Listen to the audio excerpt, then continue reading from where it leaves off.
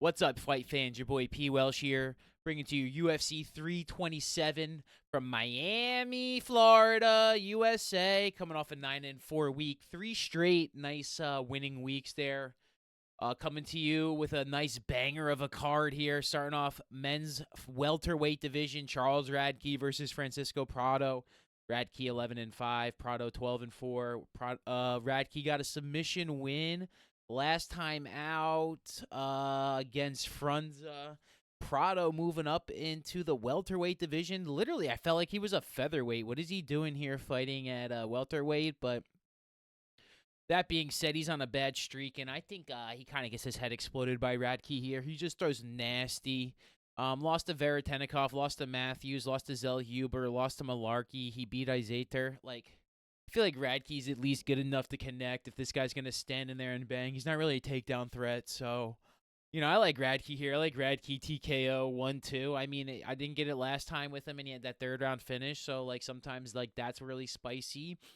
But, yeah, I could see even something similar where a third round finish comes into play where Prado's pretty tough and durable. So unless, he catches him clean on the chin.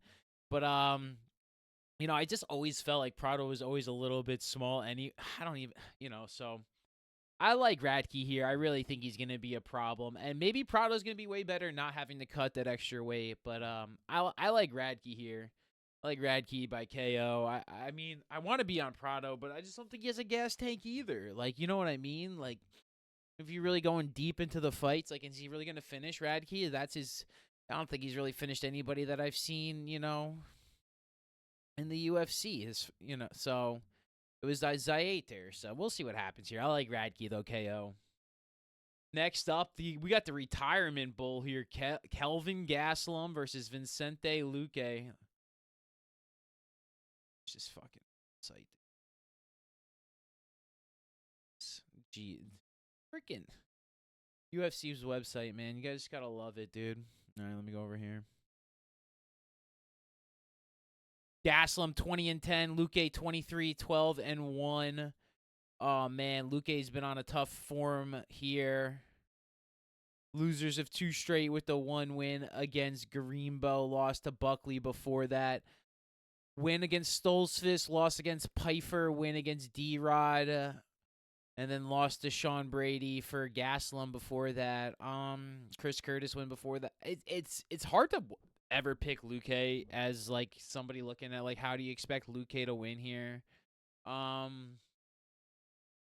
Yeah, I really do think that this is just just Gaslam by decision. I don't think he'll tap out. I don't think he'll tap out Luque like that, but I don't see him. I just don't see him pushing the pace like that. I don't see him really connecting. I see him kind of taking his time. He'll probably gas out. Be a sloppy 3-round decision. I think Gaslam's a little bit better of a fighter at this day and age.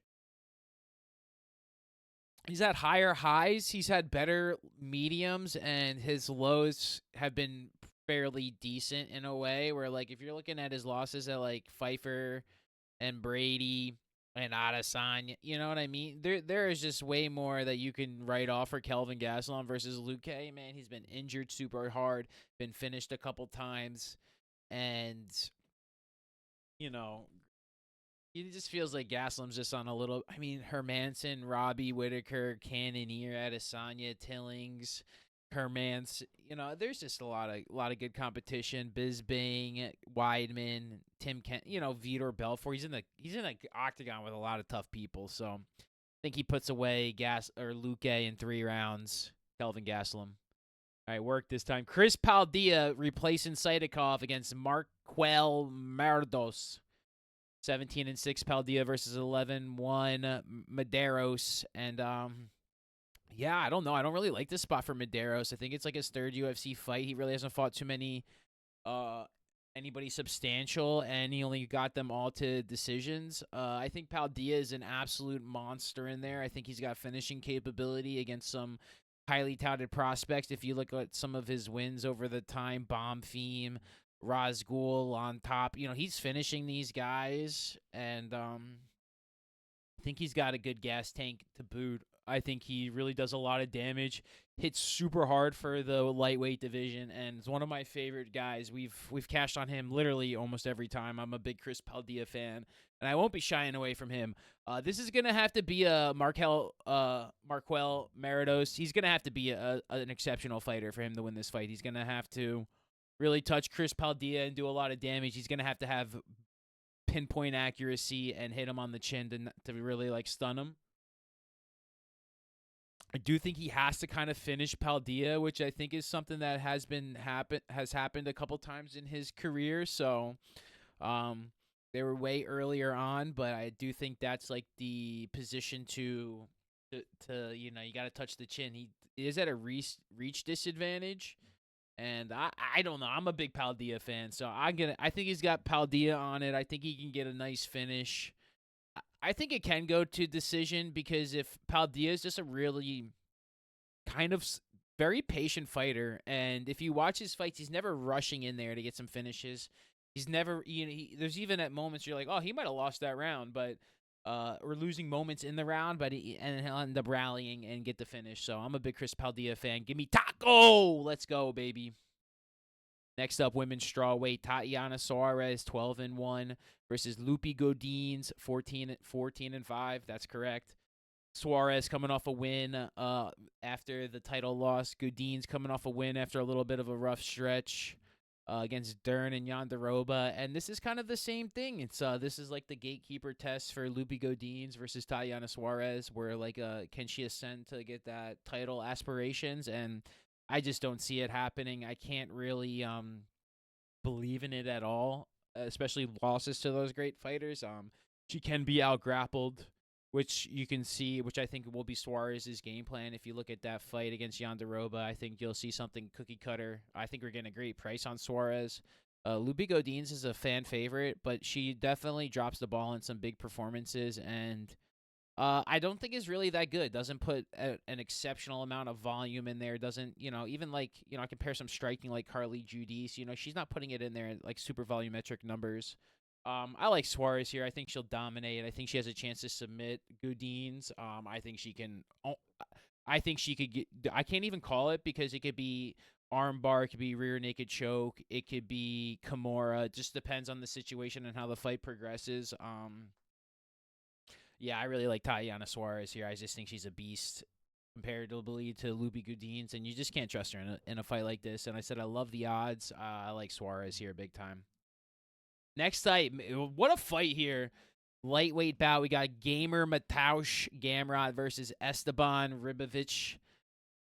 Gamrot 25-4 coming off the finish loss to Oliveira. Ribovic beat Elvis Brenner, lost to Harpquist, and yeah, this is an interesting line, interesting matchup. I'm a big Esteban fan. I think you have to be. His losses to I don't know what to think about them. And then Gamrot's always a gamer. He's a one-trick pony. He's got to take you down and he's got to beat you there. I don't see how Esteban doesn't kind of outstrike Gamrot. He's gonna have to take him down. I just kind of what scares me here is like we smashed Gamrot last time, and I feel like he's gonna rebound really well. Like he's gonna come in there exceptionally focused. He's gonna know that he's just got to take this guy down and hold him down and do ground and pound and try and work his submission at somehow. Ribovic seems like a really good athlete, really strong for 155. I always thought he was a welterweight too. But, man, this one's going back and forth. See, and the thing is with Gamrot, he loses to guys that are pretty good strikers with takedown defense. I like Ribovic here. I'm not going to go against Esteban. I've been such a fan of him. I love Gamrot, and I'm rooting for him because I'm a fan of him and everything that he represents as a fighter. Maybe he doesn't do the most exciting stuff, but man is crafted to a discipline and works hard at it every day and is willing to put it on the line against anybody in the world. And that's why the Gamrot, I think, really does have a chance to win this fight because, man, if he comes in there and is just absolutely on a different level, then he might be able to take down Esteban, hold him down, just do enough of the damage where he just can't – he's just never been against somebody like this. He's gotten a lot of striker matchups here, Brenner, Harpquist, Zellhuber, McKinney. So it could be the face that he's never seen somebody like Gamrot, and Gamrot can roll right through him, which I really like. I actually – if I had to bet money on, would bet money that happens. But here as a pick, I'm gonna pick Ribovich because I think he'll be able to stand up and strike and do enough damage over 3 rounds to probably get a decision win. We know he likes to fight long fights. I don't see a finish here. I think this one goes over. I think this one goes to the scorecard, and I can see another split decision either way. This one would probably be pretty close. Ribovich fights split decision. Gamrot fights split decision. This fight could very well be a draw. If there's a 10-8 round, I could see Gamrot 2 and then 10-8 Ribovich, maybe something like that. Ribovich, I don't say his name, but yeah, this one's. I'm gonna pick Esteban because I'm just a believer in his talent, and I think I'd rather pick the guy on the ascent versus the descent on somewhere. It's gonna be hard to grapple him. These guys both fight split decisions. This is gonna be a great fight, super back and forth. Very excited for this one, but I got Esteban. Next up, Kevin Holland versus Randy Brown, welterweight bout. 28-15 Kevin Holland versus 20-7 Randy Brown. Again, one I really don't know how to feel too much about. This one, it's like Kevin Holland, are you gonna show up, or Randy Brown gonna like look pretty good from the underside? Kevin Holland off a couple losses. I mean, what were his wins before that? Luke A and Gunnar Nelson. And I mean, before that, it's been almost 2 years before he has a win. Before he has a win against Olazechek, right? It's like, damn, bro. Kevin Holland's been on a down trend, but that's usually when he comes on the up and up, right? After he's got a little bit of a down spell. Randy Brown lost to that fight to Gabriel Bonfim, which I was pretty shocked about. I mean, Bonfim has been way better than I thought he was. Maybe he was the better Bonfim, and I got him backwards. I don't know. It was that Dalby fight where Bonfim got finished in the second round that always made me doubt him a lot because his brother went down similarly in like a similar card. But he's been rebounded exceptionally for the welterweight division. So that was a good win. I mean, Randy Brown broke Dalby's nose. It's kind of the same situation where, I mean, I thought, he lost to Brian Battle, but Brian Battle was overweight. He beat Dos Santos, Salikov, Wellington Turma before that. I kind of got to lean Randy Brown here. I mean, there's not really too much to want to believe in Kevin Holland. It's just, I'm not saying I don't believe in Kevin Holland. I want to see it. And that will be what will be super exciting. I think if Kevin Holland wins, I think he probably does finish Randy Brown. Hit him with like some knees. I think he can get a nice finish here. I don't think he necessarily finishes it with volumes. I think he finishes it with like a nice fighting sequence where I think I don't know, man. This one's just tough. I don't even like to think about that Brian Battle loss because I thought Brian Battle he lost that fight personally. I had Randy, official pick's got to be Randy Brown, 100%. But I'm excited to see what Kevin Holland does. This is usually when he fights his best, when his back's against the wall. He took a good fight loss to Mike Mallet, got bested that day.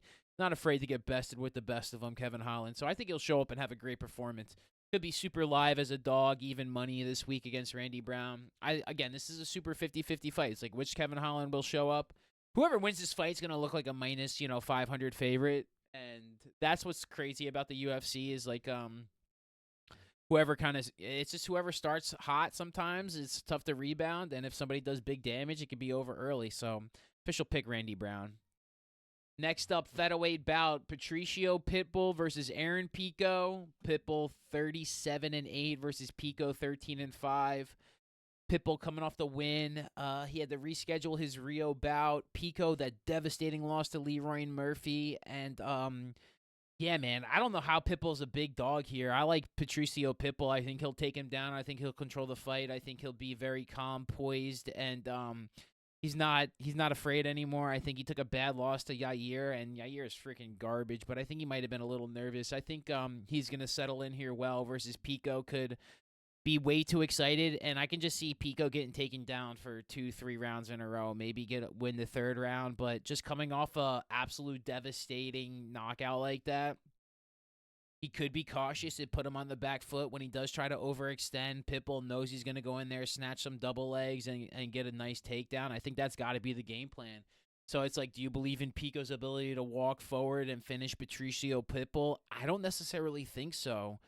Personally, I don't think that's something that necessarily is favorable to be predicting for Pitbull. It's happened once in his career. Usually he's kind of going to the decision where Pico, it's like if this guy's not getting him out in 5 minutes. It's like, is he really going the distance with Pitbull? I don't think so. I love Pitbull by decision here. I think he takes him down for 3 rounds, controls him. I think the guy was super composed. I thought he was, especially with what he was willing to give up in his last fight. I think his mind's in a much better place than Pico's maybe.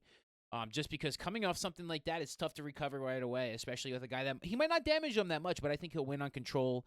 And I think he'll use his experience and his game plan. I like Pitbull as a live dog this week. He's my livest and the biggest dog I'm picking this week. I don't really feel. I feel like if anything, this should be more 50-50. I don't get how Pico's a minus 300 guy coming off a loss like that, and I don't even know how much time it would take for me to feel comfortable going against somebody like. I want him going against a trash can coming back from a loss like that. I'm not trying to have this guy go against somebody like Patricio Pitbull, who's.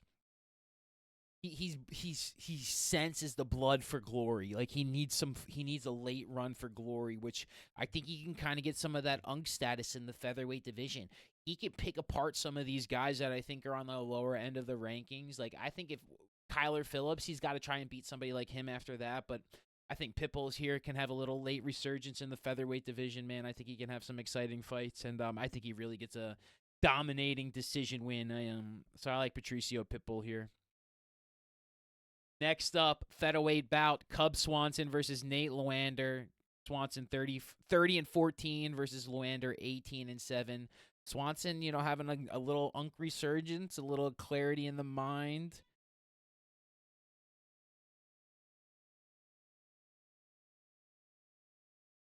And Nate's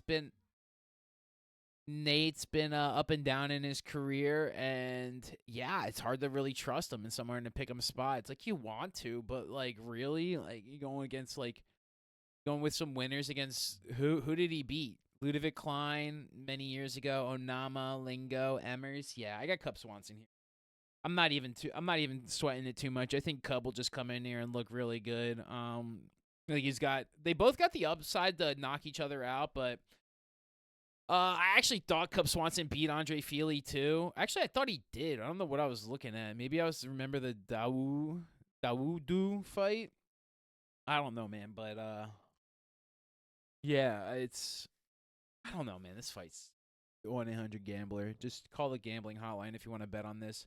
Official pick is Cub Swanson. I'm just not going to doubt Unk. Maybe he'll go out on a win. Nate Luander is just so untrustworthy.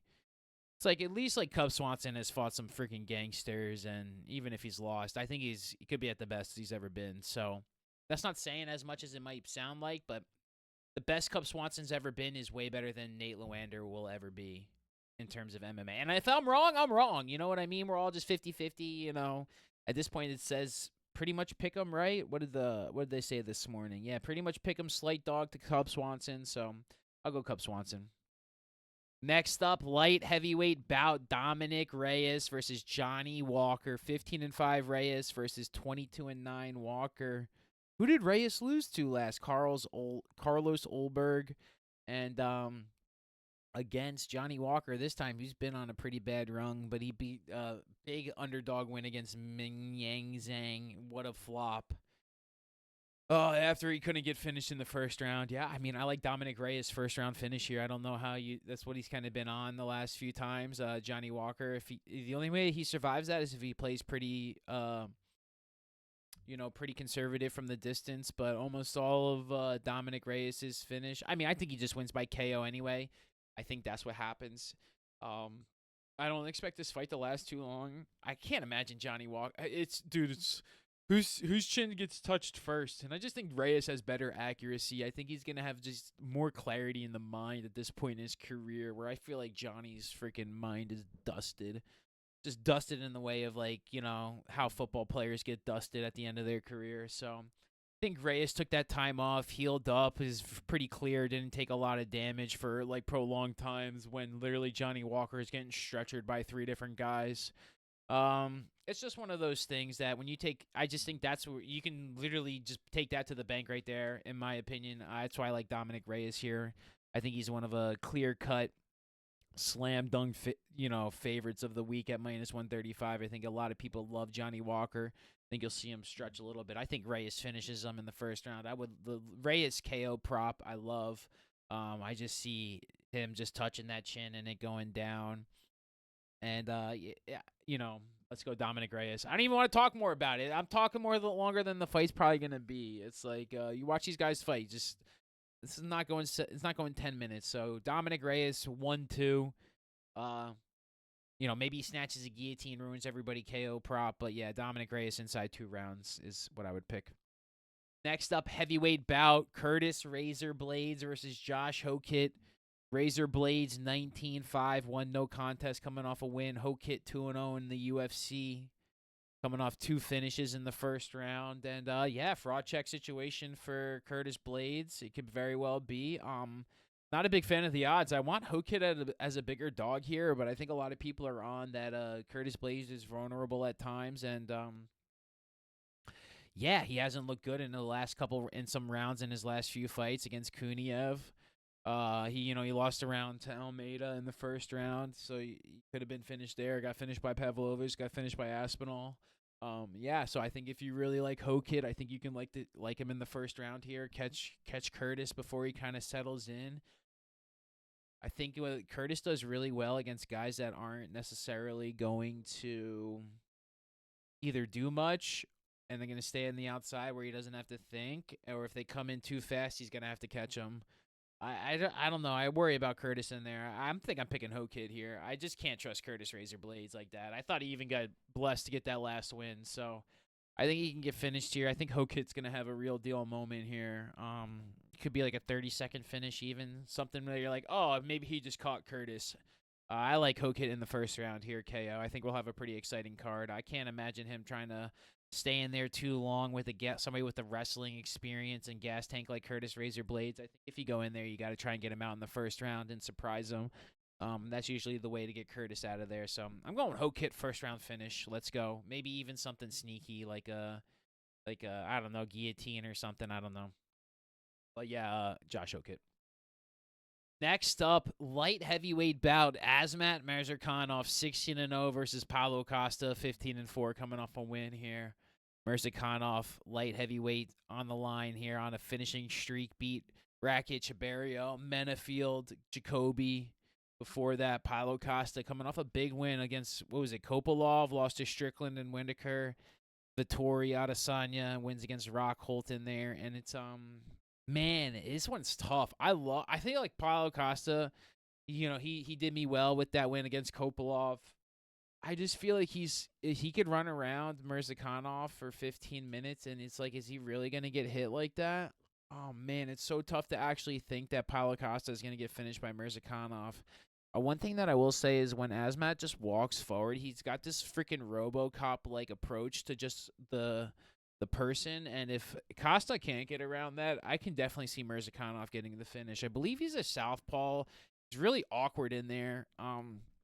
Throws a big bomb of the left, has that right elbow that can catch Costa. Very live anyway to get a finish here. Even something towards the body can do some absolute damage to Costa. Man, he's going up to light heavyweight. I hope, hopefully he stays mobile. Maybe it'll be better for the cut, because my guy, I don't know how he cuts to 185 anyway, so it kind of seems to me like he'll get something like the Yoel. I mean, that's so long ago, bro. Like, it's one so back and forth. For the official pick, I'll pick Mirzakhanov just because I think that's the official pick. He'll just beat Costa for, even clinch him maybe. Hold him down a little bit. Yeah, Mirzakhanov. I'm not going to try and dance with Paulo Costa and see which one's going to show up and, look at all his past performances over so many years and the activity, the rescheduling. So, yeah, I just got to trust Mirzakhanov. And if Paulo Costa wins, maybe I'll put a unit or two on him in some way or form to try and capitalize. I do think he wins by decision if Paulo Costa does. I think Mirzakhanov has to push this pace to get the finish. I think he's just gonna have to do some serious damage, and I think he can. He has the ability to do damage, and Paulo Costa has taken damage, that's for sure. So he's not unblemishable. So I like Mirzakhanov here, official pick.